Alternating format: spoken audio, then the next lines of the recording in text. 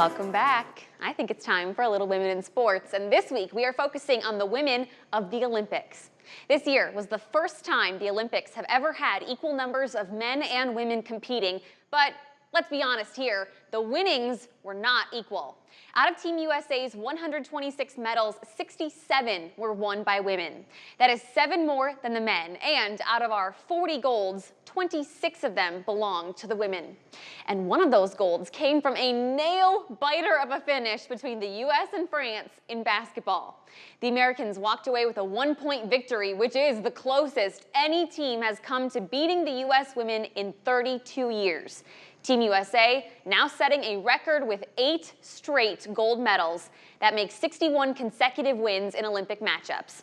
And even though she didn't play in the gold medal match, Diana Taurasi is now the most decorated American basketball player ever, men or women. She is now a 6-time gold medalist.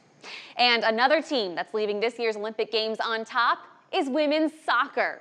This weekend, Team USA won a thriller against Brazil, 1-0. This is now the team's 5th gold medal and the first since 2012, and it was also the first test for the team's new head coach, Emma Hayes. Plus, goalie Alyssa Naeher is now in a class of her own as the first goalkeeper in women's soccer history with a shutout in a World Cup and Olympic final. Over on track and field, the American women continued another dynasty in the 4x100 meter relay. With yet another win in this event, this gives the U.S. women 12 gold medals. The rest of the world in this event combined has 11. And the winning streak continued in the 4x400 meter relay as well, where the American women won their 8th consecutive gold.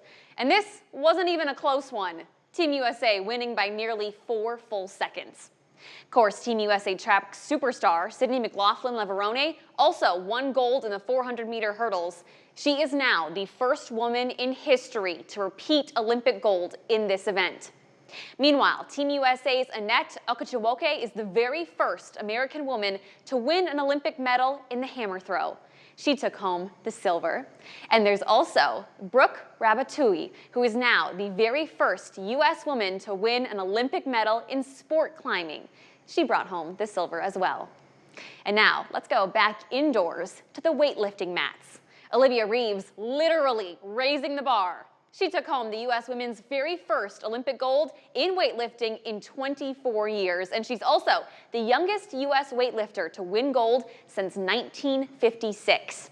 On the wrestling mat, Team USA doubled its all-time gold medal count in women's wrestling, winning 2 golds in just 2 days.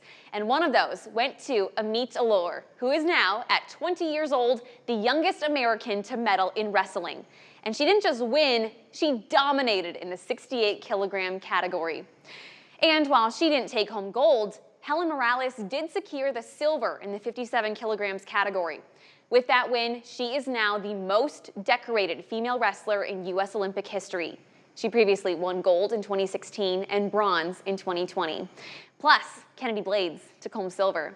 She now has the very first Olympic medal in Hawkeye women's wrestling history, something we can assume will not be the last. And finally tonight, we go to the water and Miss Katie Grimes.